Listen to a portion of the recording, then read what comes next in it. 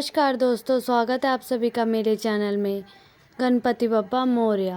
28 सितंबर को गणपति विसर्जन के दिन बहुत ही शुभ संयोग बन रहा है। इस दिन धन योग, लक्ष्मी योग और अमृत सिद्धि योग बन रहा है। इसीलिए ये दिन इच्छा पूर्ति के लिए बहुत ही खास माना जा रहा है। आज हम बात करेंगे गणपति बप्पा के बारे में। गणपति जी 10 दिन आपके घर में विराजमान रहते हैं और उनका 11वें दिन विसर्जन किस तरीके से किया जाए वो हम आपको बताएंगे। उनकी चौकी आप किस तरह से हटाएंगे, नारियल का आपको क्या करना है।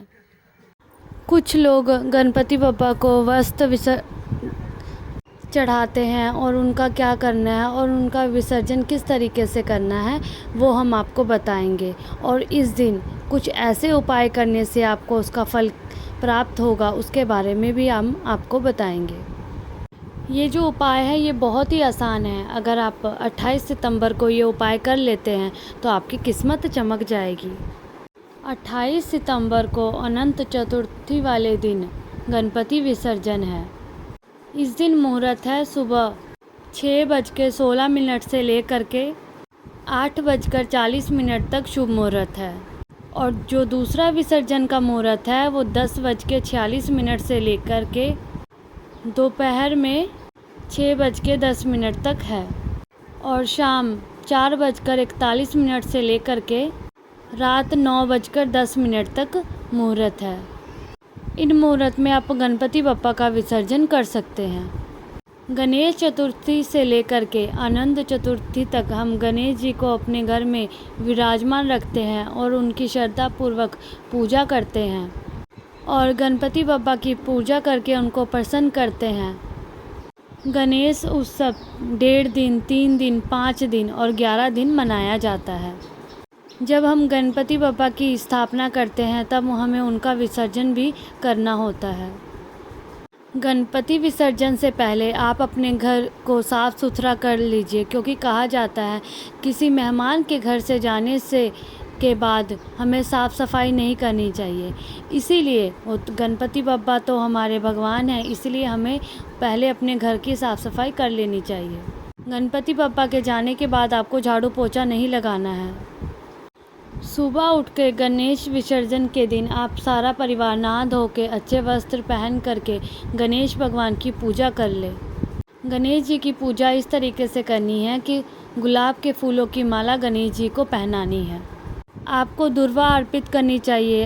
अक्षत, हल्दी, कुमकुम आदि भगवान जी को अर्पित करना चाहिए। अबीर, गुलाब उन्हें बेहद प्रसन्न करता है, इसीलिए वो भी चढ़ाना चाहिए। गणेश जी को गुड़ चढ़ाया जाता है। उनका प्रिय भोग उनके सामने रखें।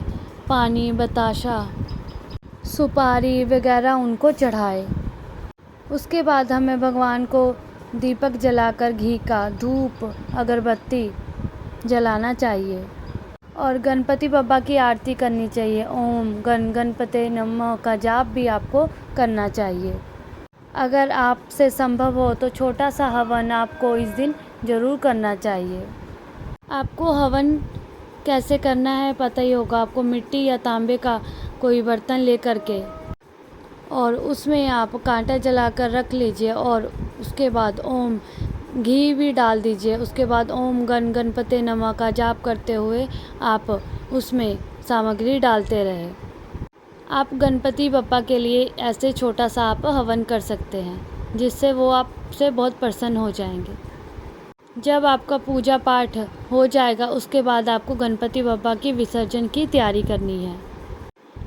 कई लोग चौकी पे गणेश बप्पा की स्थापना करते हैं और कोई ऐसे ही कपड़ा बिछा करके गणपति बप्पा की स्थापना करते हैं।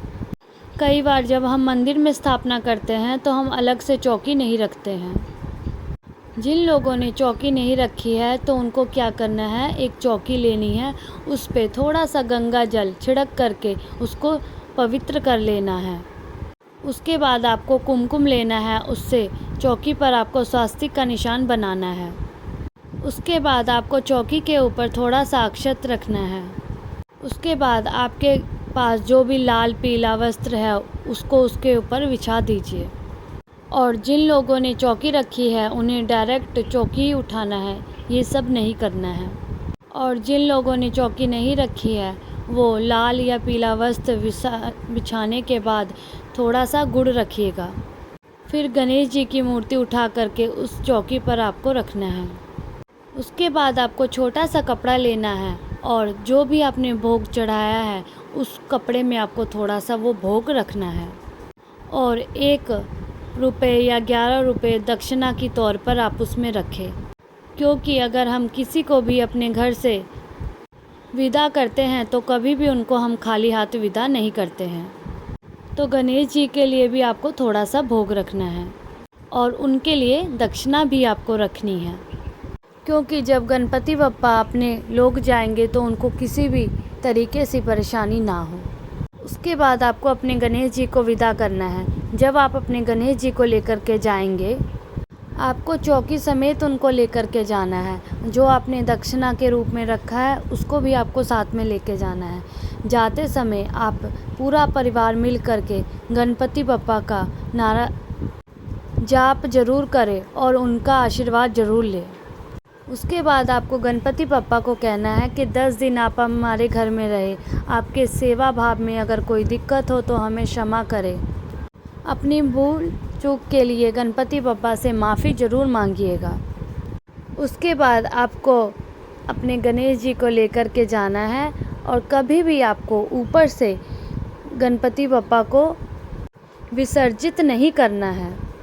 धीरे से आपको जल में प्रवेश करके धीरे धीरे गणपति बप्पा को अपने हाथों से जल में विसर्जित करना चाहिए। खुद से ही आपको गणपति बप्पा को विसर्जन करना चाहिए।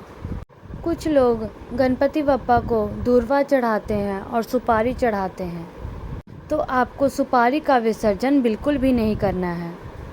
जो सुपारी है उसको आपको क्या करना है, लाल कपड़े में रख करके थोड़ी सी दूर्वा रख करके उसके बाद जहाँ आपका तिजोरी का स्थान है, जहाँ आप पैसे रखते हैं, वहाँ पर आप उसको बांध करके रख दीजिए। बहुत शुभ माना जाता है, क्योंकि भगवान गणेश जी बुद्धि के देवता माने जाते हैं, सुख समृद्धि के देवता माने जाते हैं।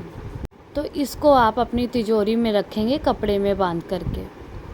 और अगर आपने अक्षत चढ़ाए हैं, बहुत सारे अक्षत हैं आपके पास, तो उन अक्षतों को आप अपने दूध में मिला करके, खीर में मिला करके प्रसाद के रूप में आप सबको बांट सकते हैं। उसके बाद आपका वहाँ पर जो लाल कपड़ा है चौकी पे बिछाया हुआ, उनको आप धो करके स्वच्छ करके अपने घर में रख सकते हैं। इसीलिए सब चीज़ों का आपको विसर्जन नहीं करना है जो आपने गणेश जी के लिए रखा है। वो आशीर्वाद के स्वरूप आपके घर में ही वो चीज़ें रखी जाएंगी। जय गणपति बप्पा, गणपति बप्पा, गणपति बप्पा, गणपति बप्पा, गणपति